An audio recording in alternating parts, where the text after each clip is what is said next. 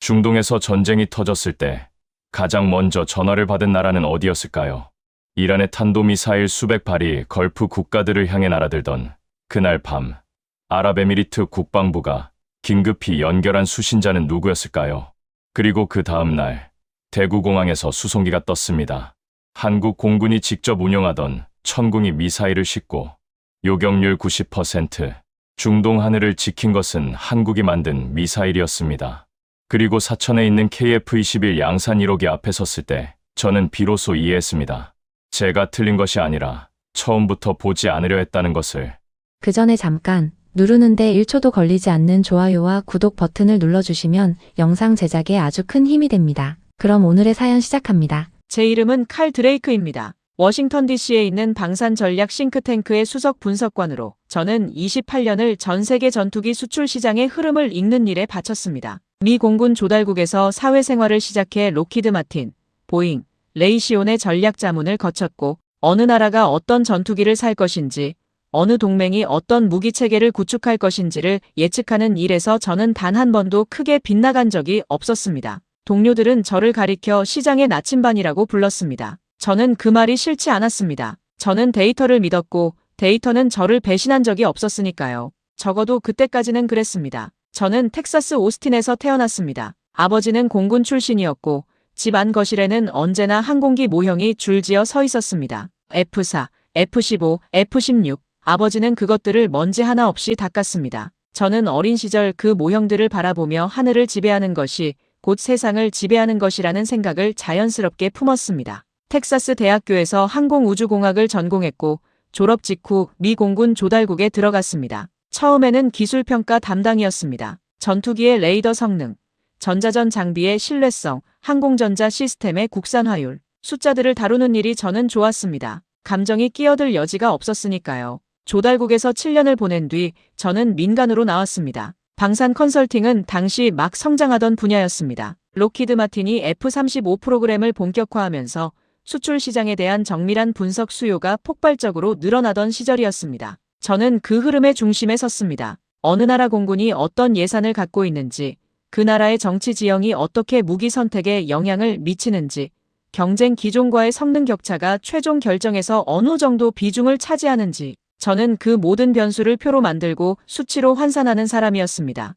한국은 제 분석 테이블에서 언제나 부록 같은 존재였습니다. 저는 한국 방산을 부정하지 않았습니다. K9 자주포는 훌륭했습니다. 레드백 장갑차도 인상적이었습니다. 하지만 하늘은 달랐습니다. 전투기 시장은 기술의 축적과 운용 경험, 그리고 수십 년에 걸친 신뢰가 만들어내는 시장이었습니다. 저는 2024년 한방산 전문지에 KF-21에 관한 기고문을 썼습니다. 기술적으로 흥미로운 시도이나 글로벌 전투기 시장에서 유의미한 존재가 되기엔 20년이 이르다. 저는 그 문장을 쓰면서 단 한순간도 흔들리지 않았습니다. 데이터가 그렇게 말하고 있다고 믿었으니까요. 그것이 얼마나 오만한 착각이었는지를 저는 머지않아 중동의 하늘 아래에서 배우게 됩니다. 제가 워싱턴 DC에서 보낸 하루하루는 겉보기에 단조로웠습니다. 매일 아침 6시, 저는 포토맥 강이 내려다 보이는 사무실 창가에 앉아 커피 한 잔을 들고 전 세계 방산 뉴스를 훑었습니다. 로이터, 파이낸셜 타임스, 제인스 디펜스 위클리,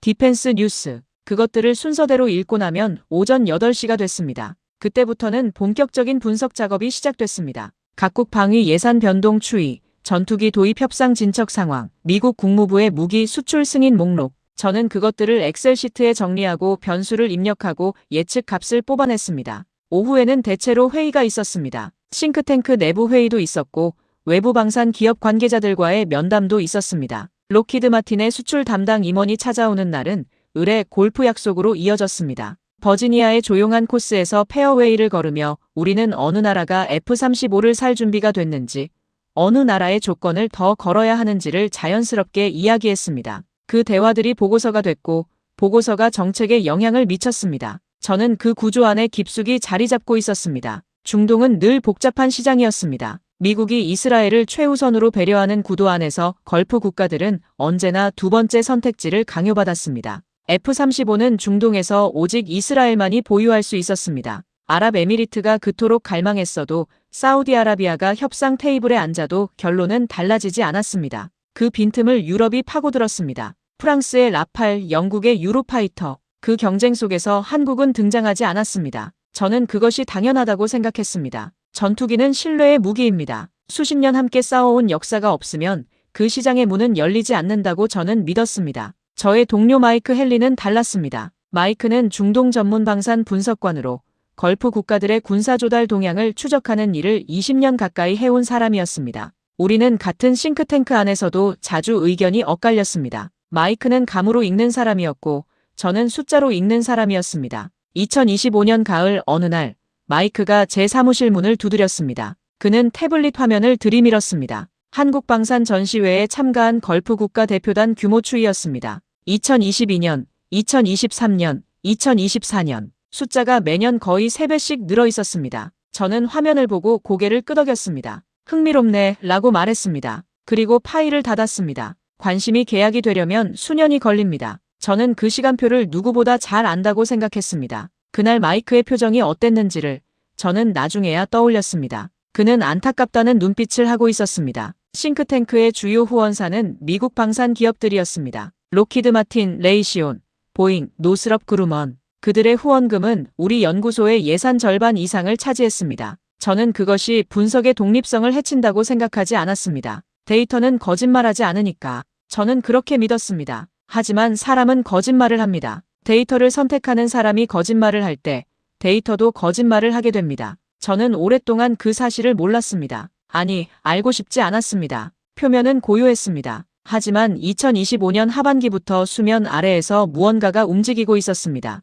저는 그것을 느끼면서도 느끼지 않으려 했습니다. 가장 먼저 이상 신호를 보낸 것은 사우디아라비아였습니다. 사우디는 오랫동안 미국제 패트리어트 포대를 운용해온 나라였습니다. 그런데 2025년 10월 사우디 국방부가 한국의 천공이 도입 협상을 시작했다는 소식이 들어왔습니다. 저는 그것을 보험용이라고 해석했습니다. 미국 장비에 대한 의존도를 낮추려는 정치적 제스처라고, 실제 운용의 중심은 여전히 패트리어트일 것이라고. 그런데 11월에 더 불편한 소식이 왔습니다. 아랍에미리트가 천공이 1차 도입 계약을 완료했다는 것이었습니다. 계약 규모는 공개되지 않았지만 업계에 돌아다니는 숫자는 상당했습니다. 저는 그 소식을 접하고 잠시 멈칫했습니다. 하지만 곧 다시 정리했습니다. 아랍에미리트는 원래 다각화 전략을 즐기는 나라입니다. 패트리어트를 갖고 사드를 갖고 이제 천공이를 추가하는 것뿐입니다. 이것이 한국이 방공시장의 주역이 됐다는 증거는 아닙니다. 저는 그렇게 스스로를 설득했습니다. 카타르에서도 신호가 왔습니다.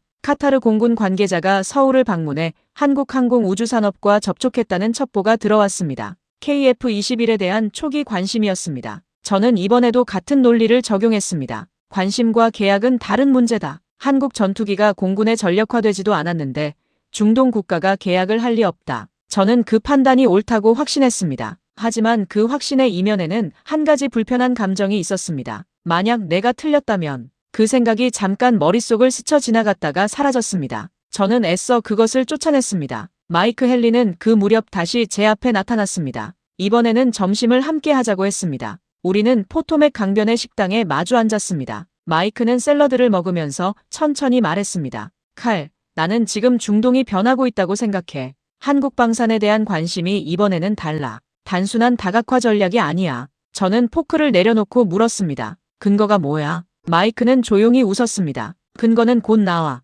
기다려봐. 저는 그 말을 흘려들었습니다. 마이크는 때로 감에 너무 의존하는 경향이 있었으니까. 그 점심자리가 끝나고 2달 뒤 마이크의 근거는 세상에서 가장 극적인 방식으로 등장했습니다. 2026년 2월 28일 새벽 5시였습니다. 제 전화기가 연속으로 울렸습니다. 화면에 뜬 이름들을 보는 순간 저는 잠에서 완전히 깼습니다. 싱크탱크 소장, 국무부 출신 지인, 중동 주재 방산 관계자. 연속으로 울리는 전화는 하나의 의미만을 가집니다. 무언가 터졌다. 저는 침대에서 일어나 노트북을 열었습니다. 화면에는 속보가 흘렀습니다. 미국과 이스라엘이 이란 최고 지도부를 겨냥한 전격 군사작전을 개시했습니다. 테헤란 파스테르 구역. 하메이니를 포함한 이란 핵심 지도부가 회합하고 있던 건물. 이스라엘이 공중발사 탄도미사일 20여 발을 집중 투하했고 이란 최고 지도부 다수가 사망했다는 보고가 뒤따랐습니다. 저는 즉각 사무실로 달려갔습니다. 새벽 6시에 워싱턴 DC는 고요했지만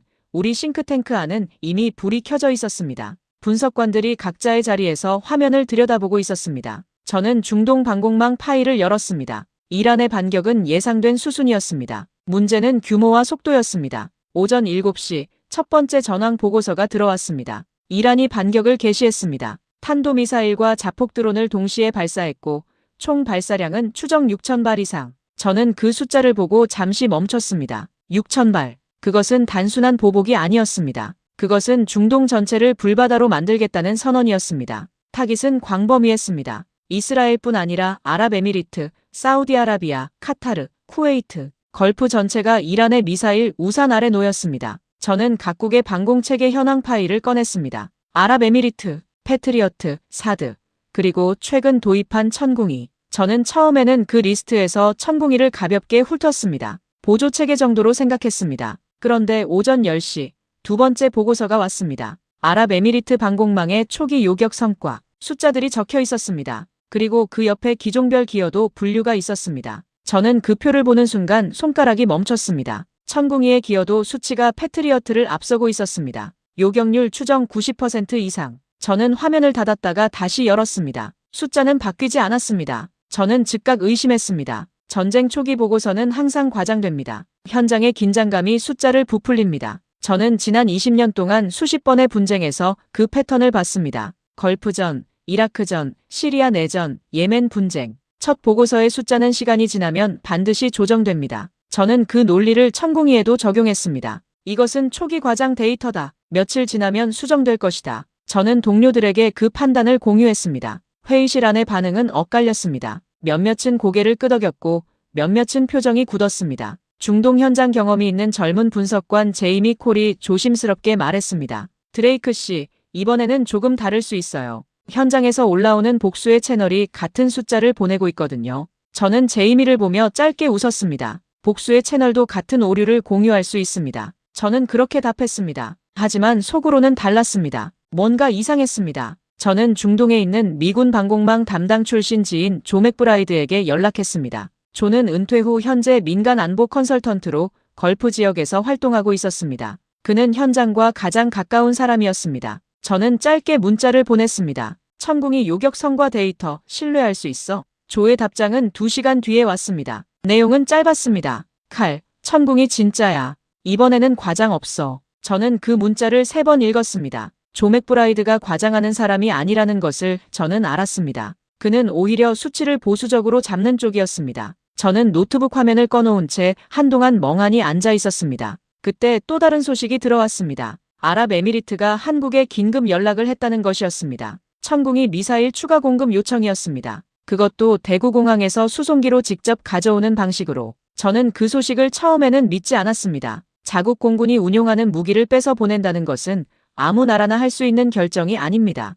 그런데 확인이 됐습니다. 한국 정부가 자국 공군의 천궁이 포대를 뒤로 빼고 보유 미사일을 수송기에 실어 아랍에미리트로 보냈습니다. 저는 그 사실 앞에서 한동안 말이 나오지 않았습니다. 아랍에미리트가 6,000발의 이란 미사일 앞에서 가장 먼저 전화를 건 나라는 한국이었습니다. 미국이 아니었습니다. 저는 합리화를 시도했습니다. 분석관으로서 28년간 몸에 밴 반사적 태도였습니다. 저는 천궁이의 높은 요격률에 대한 대안 가설을 세웠습니다. 첫 번째, 이란의 공격 미사일 상당수가 발사 직후 기술적 결함으로 자폭했을 것이다. 두 번째, 천궁이의 타깃이 된 표적 상당수는 상대적으로 단순한 궤적의 드론이었을 것이다. 세 번째, 보고서에서 천궁이의 성과로 분류된 일부는 실제로 패트리어트나 다른 체계의 요격 결과가 잘못 귀속됐을 것이다. 저는 이 세 가지 가설을 문서로 정리해 동료들에게 배포했습니다. 보고서 제목은 이렇게 달았습니다. 천궁이 초기 성과 보고의 신뢰성에 관한 재검토. 반응은 예상 밖이었습니다. 싱크탱크 내부에서도 엇갈렸고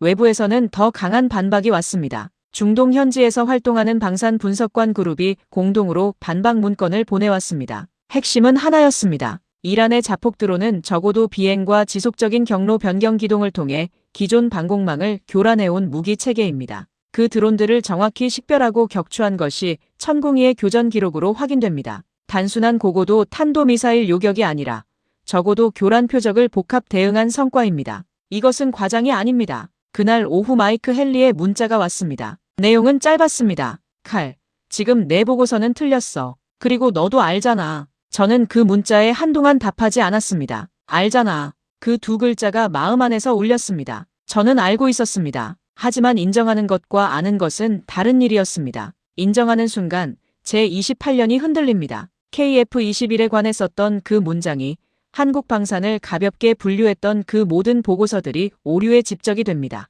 저는 창밖을 바라봤습니다. 포토맥 강에 오후 햇살이 내려앉고 있었습니다. 강물은 아무것도 모르는 듯 유유히 흘렀습니다. 그날 밤이었습니다. 저는 사무실에서 혼자 남아 있었습니다. 조명을 반쯤 끄고 모니터만 밝혀놓은 채 저는 한국 방산의 역사를 처음부터 다시 펼쳤습니다. 한국전쟁 종전 직후인 1953년의 한반도. 모든 것이 잿더미였습니다. 산업 기반이라고 부를 수 있는 것이 아무것도 없었습니다. 그 나라가 어떻게 여기까지 왔는지를 저는 진지하게 생각해 본 적이 없었습니다. 숫자만 봤습니다. GDP 대비 방위 예산, 수출 실적, 기종별 국산화율. 그 숫자 뒤에 있는 시간을 본 적이 없었습니다. KT-1 기초훈련기. 한국이 자체 개발한 첫 번째 고정익 군용 항공기였습니다. T-50 초음속 훈련기. 그 다음 단계였습니다. FA-50 경공격기. 전 세계 여러 나라가 선택한 베스트셀러가 됐습니다. 그리고 KF-21. 저는 그 계단의 흐름을 보면서 처음으로 다른 감각을 느꼈습니다.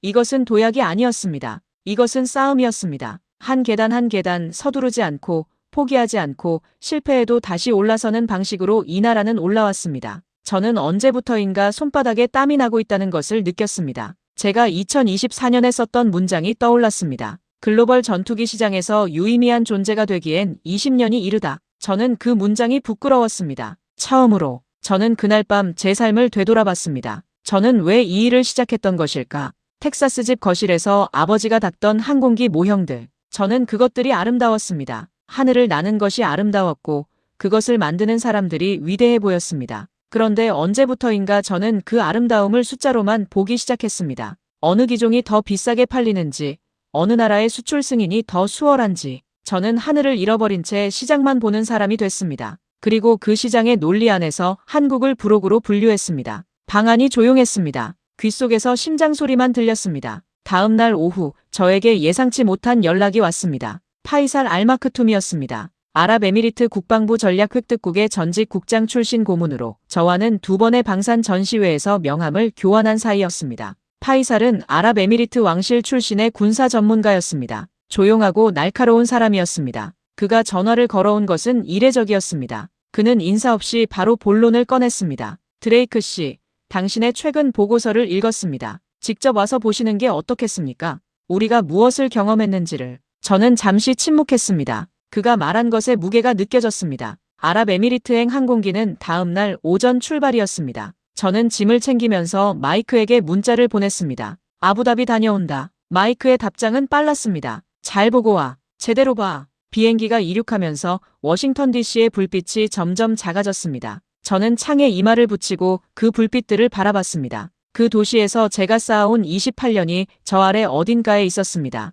비행 중 저는 파이살이 전화통화 말미에 꺼낸 말을 계속 되씹었습니다. 그는 이렇게 말했습니다. 한국은 우리가 원하는 조건으로 기술을 이전합니다. 미국이 거절했던 것들을요. 저는 그 말의 의미를 되새겼습니다. 미국이 거절했던 것들. 그렇다면 미국은 무엇을 이뤄온 것인가? 그 질문이 14시간의 비행 내내 제 머릿속을 맴돌았습니다. 파이살은 아부다비 국제공항에서 직접 저를 맞이했습니다. 짧은 악수였습니다. 그는 차 안에서도 많은 말을 하지 않았습니다. 사막의 도로를 달리는 동안 창밖으로 아부다비의 스카이라인이 보였습니다. 황금빛 사막 위에 솟아오른 현대적 건물들. 저는 이 나라가 오일머니로 모든 것을 살 수 있음에도 왜 한국에 전화를 걸었는지를 생각했습니다. 돈이 없어서가 아니었습니다. 더 좋은 선택이었기 때문이었습니다. 그것이 저를 진정으로 불편하게 만들었습니다. 아랍에미리트 국방부 청사 안의 방공작전 상황실은 조명이 어두웠습니다. 거대한 스크린에는 전쟁이 시작된 2월 28일부터의 데이터가 시간 순서대로 펼쳐져 있었습니다.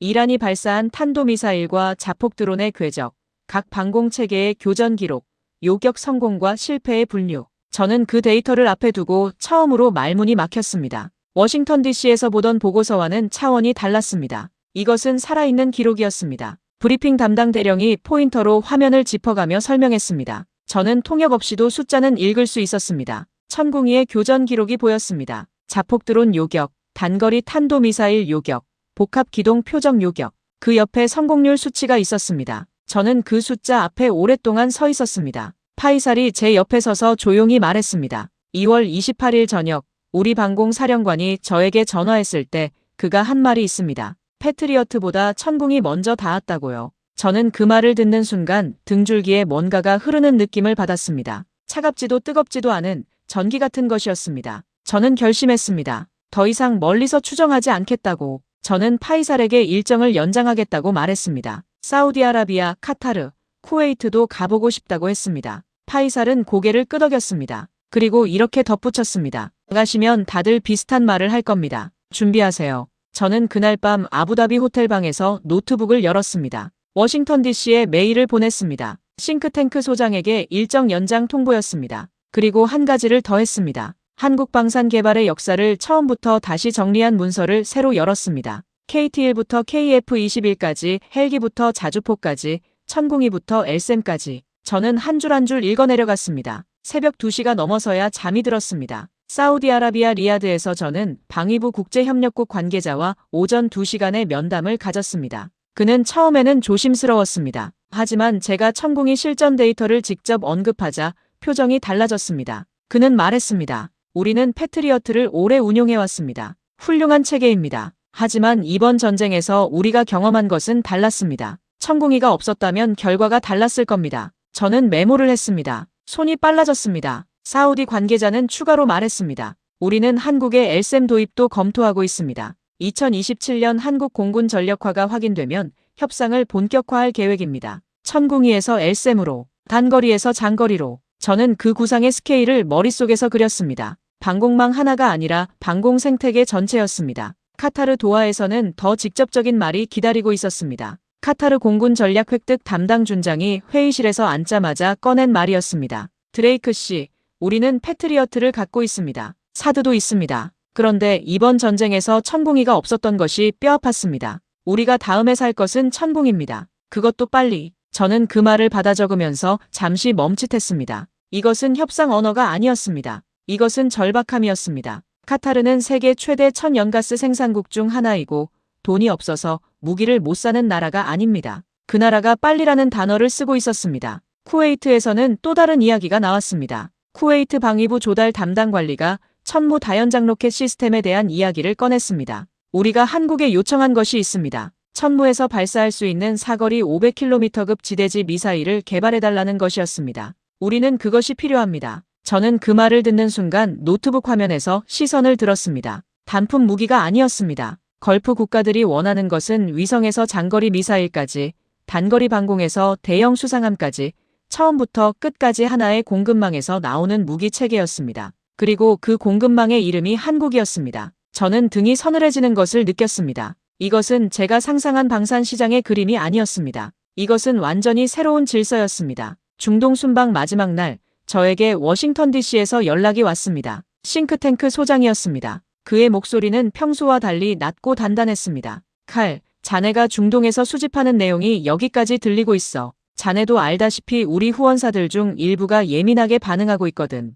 저는 전화를 귀에 바짝 붙이고 들었습니다. 소장은 계속했습니다. 한국방산의 유리한 분석을 내놓으면 후원 계약 전체가 흔들릴 수 있어. 일단 돌아와. 이야기를 나눠보자. 저는 짧게 답했습니다. 알겠습니다. 그리고 전화를 끊었습니다. 손이 떨렸습니다. 저는 그것을 느끼면서 창밖을 바라봤습니다. 도하의 하늘은 투명하게 맑았습니다. 저는 그 하늘을 보며 생각했습니다. 후원 계약, 로키드 마틴, 레이시온, 보잉. 그들의 돈이 우리 연구소를 먹여 살려왔습니다. 그리고 나는 그 돈을 받으며 그들에게 유리한 시장 구도를 유지하는 분석을 내놓아 왔는가. 저는 그 질문이 무섭습니다. 대답하기가 두려웠습니다. 하지만 대답을 피할 수 없었습니다. 저는 파이살에게 작별 인사를 하러 갔습니다. 파이살은 악수를 하며 조용히 말했습니다. 드레이크 씨, 이제 한국에 가보셔야 할 것 같습니다. 직접 보셔야 할 것이 있습니다. 그날 밤 저는 호텔방에서 아들에게 전화를 걸었습니다. 아들 라이언은 미 해군 장교였습니다. 버지니아 노퍽 기지에 배속되어 있었습니다. 저는 전화가 연결되자마자 말을 잇지 못했습니다.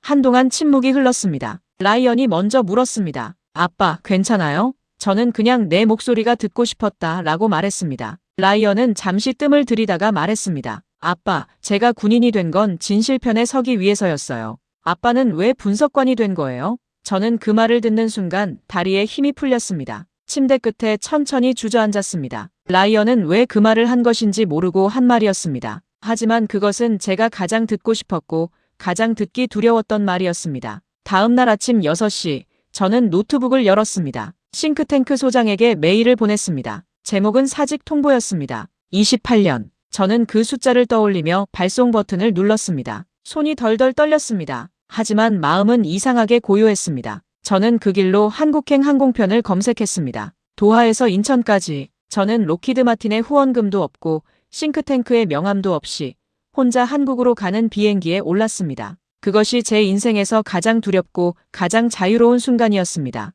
인천공항에 내렸을 때 저는 처음으로 한국의 공기를 느꼈습니다. 차갑고 맑은 공기였습니다. 입국장을 나서며 저는 한국항공우주산업에 연락을 취했습니다. 전화를 받은 담당자는 영어가 유창했습니다. 저는 제 이름과 용건을 밝혔습니다. 전직 미국 방산 분석관으로 KF-21 양산 1호기를 직접 보고 싶다는 요청이었습니다. 담당자는 잠시 확인 후 연락하겠다고 했습니다. 저는 서울 도심의 호텔에 체크인하고 창가에 앉았습니다. 한강이 보였습니다. 강은 넓고 조용했습니다. 저는 그 강을 보며 생각했습니다. 전쟁의 잿더미에서 저 강을 건넌 사람들이 이 나라를 만들었습니다. 그 나라가 지금 중동의 하늘을 지키고 있습니다. 경상남도 사천, 한국항공우주산업 본사 최종 조립 공장. 저는 차에서 내리면서 이미 압도당하는 느낌을 받았습니다. 공장 건물 자체가 거대했습니다. 안내를 맡은 홍보팀 과장이 저를 맞이하며 헬멧과 조끼를 건넸습니다. 저는 그것을 입으면서 손이 느려졌습니다. 문이 열리는 순간 저는 멈췄습니다.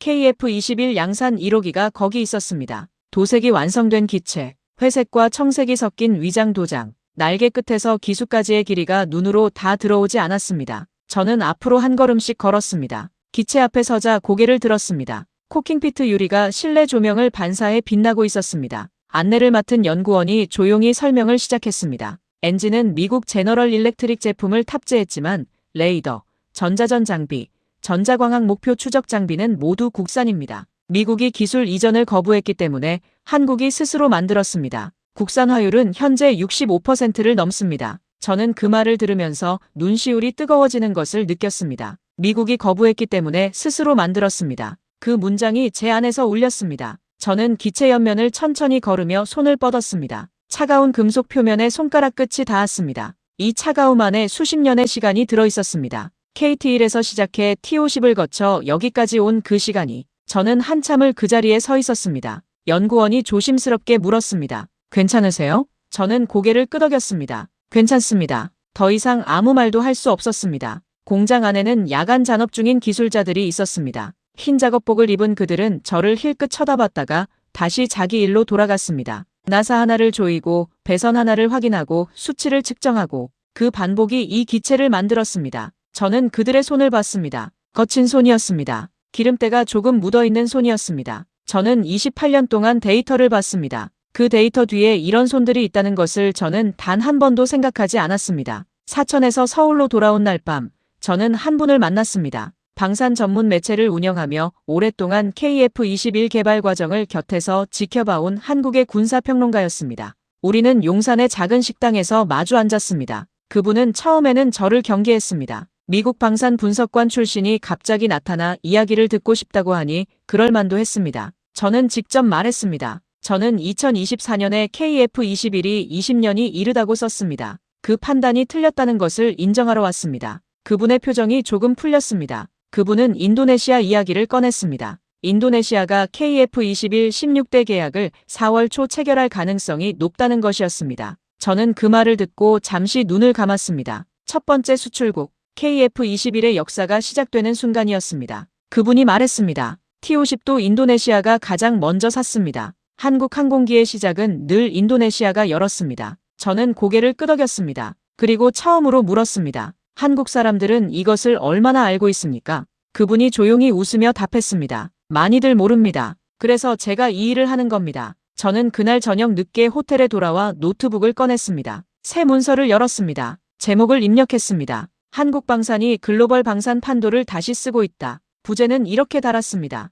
28년간 틀린 전문가의 고백. 저는 새벽 3시까지 썼습니다. 손가락이 멈추지 않았습니다. 보고서를 개인 채널로 공개한 것은 서울에 온 지 사흘째 되던 날이었습니다. 싱크탱크 명함도 기관의 권위도 없었습니다. 칼 드레이크 개인명이었습니다. 저는 공개 직전에 잠시 망설였습니다. 하지만 라이언의 목소리가 떠올랐습니다. 아빠는 왜 분석관이 된 거예요? 저는 발행 버튼을 눌렀습니다. 처음 몇 시간은 조용했습니다. 그런데 오후가 되면서 반응이 오기 시작했습니다. 방산 전문 매체들이 인용했습니다. 저녁에는 로이터에서 연락이 왔습니다. 다음 날 파이낸셜 타임스에서 기사 문의가 들어왔습니다. 저는 모든 인터뷰 요청에 응했습니다. 숨기고 싶은 것이 없었습니다. 내용은 단순했습니다. 저는 틀렸습니다. 한국은 제가 보지 않으려 했던 방식으로 이 자리에 왔습니다. 그리고 중동의 하늘이 그것을 증명했습니다. 걸프 국가 관계자들로부터도 연락이 왔습니다. 사우디아라비아 방산 협력 담당 관리는 이런 말을 보내왔습니다.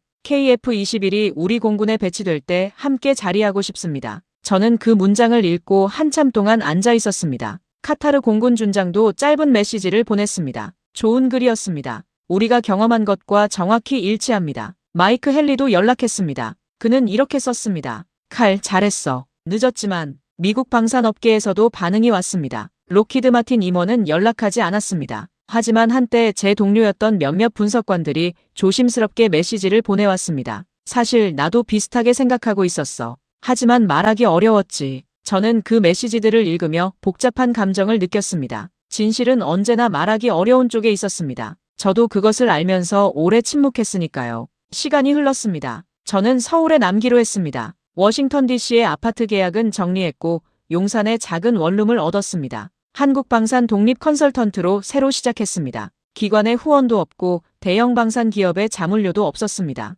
하지만 이상하게도 마음이 가벼웠습니다. 매일 아침 저는 한강변을 걸었습니다. 차가운 강바람이 얼굴에 닿을 때마다 뭔가 깨어나는 느낌이 들었습니다. 저는 한국방산 엔지니어들을 만나기 시작했습니다. KF-21을 개발한 사람들, 천공이 체계를 설계한 사람들, 천무 시스템을 완성한 사람들. 그들은 대체로 조용한 사람들이었습니다. 자랑하지 않았습니다. 숫자를 내밀지 않았습니다. 그들이 이야기하는 것은 대체로 실패 경험이었습니다. 처음에 안 됐던 것, 다시 해야 했던 것, 포기하고 싶었던 순간. 저는 그 이야기들을 들으면서 처음으로 방산 산업을 사람으로 봤습니다. 숫자가 아니라 사람으로. 한 연구원이 이런 말을 했습니다. 미국이 기술 이전을 거부했을 때 우리는 처음에 막막했습니다. 하지만 그것이 오히려 더 잘 됐다고 지금은 생각합니다. 우리가 직접 만들었으니까요. 우리 손으로 만든 것이니까 우리가 가장 잘 압니다. 저는 그 말을 받아 적으면서 잠시 펜을 멈췄습니다. 미국이 거부한 것이 한국을 더 강하게 만들었습니다.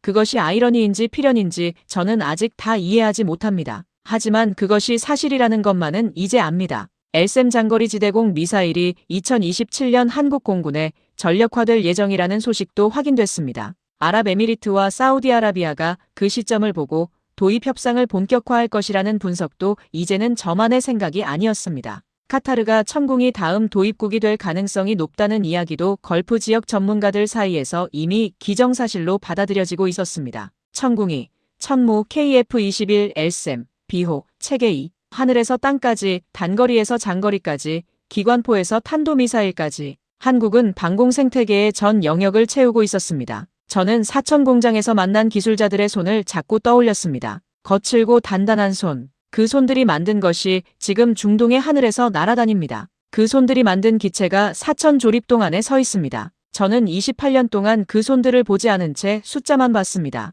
그것이 가장 큰 오류였습니다. 저는 지금 이 이야기를 서울에서 씁니다. 용산 원룸의 창밖으로 남산이 보입니다. 한국에 온 지 2달이 지났습니다. 저는 많은 것이 달라졌습니다. 아침마다 한강변을 걷고 한국방산 연구원들과 이야기하고 걸프 국가 관계자들에게 한국 무기 체계에 대한 자문을 제공합니다. 후원금이 없으니 눈치 볼 사람도 없습니다. 그것이 이 일을 처음 시작했을 때의 마음으로 돌아간 것 같아서 저는 이 가벼움이 좋습니다. 라이언에게는 긴 편지를 보냈습니다. 아빠가 28년 동안 무엇을 놓쳤는지, 그리고 지금 무엇을 새로 시작하는지. 라이언의 답장은 짧았습니다. 아빠, 잘하셨어요. 저는 그 답장을 읽으며 처음으로 오랫동안 울었습니다. 한국을 보는 제 시각은 완전히 바뀌었습니다. 저는 이제 한국을 틈새 수출국이라고 부르지 않습니다. 저는 한국을 방산 생태계의 새로운 중심이라고 부릅니다. 미국이 팔지 않는 것을 팔고 유럽이 허락하지 않는 기술을 이전하고 구매국이 원하는 조건으로 협상하는 나라.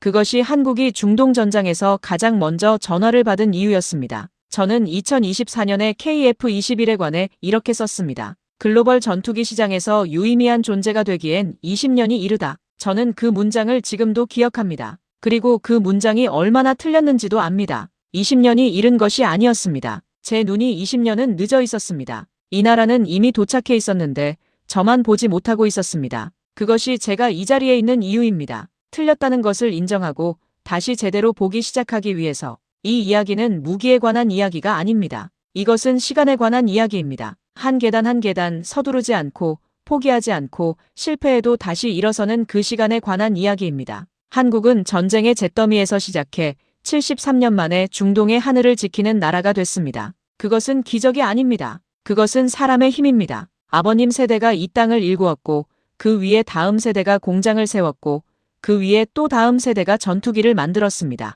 그 연결이 KF-21입니다. 그 연결이 천궁이입니다. 저는 여러분께 한 가지를 드리고 싶습니다. 자부심입니다. 여러분이 살고 있는 이 나라가 지금 세계의 하늘을 바꾸고 있습니다. 중동의 나라들이 미국이 아닌 한국에 전화를 겁니다. 세계 최고의 방산 기업들이 한국의 기술을 인정합니다. 그리고 그 중심에는 조용히 나사를 조이고 배선을 확인하던 그 기술자들의 손이 있습니다. 그 손들이 만든 나라에 여러분이 살고 있습니다. 저 칼 드레이크는 28년 동안 틀렸습니다. 하지만 틀렸다는 것을 인정한 그 순간부터 비로소 제대로 보기 시작했습니다. 한국은 조용히 그러나 완벽하게 준비해왔습니다. 이 영상이 여러분의 마음에 닿으셨다면 좋아요와 구독 부탁드립니다. 대한민국의 저력을 더 많은 분들이 아실 수 있도록 주변에 공유도 해주세요. 그리고 여러분이 이 나라에 대해 느끼는 자부심과 생각을 댓글로 남겨주시면 감사하겠습니다. 긴 시간 함께 해주셔서 진심으로 감사드립니다.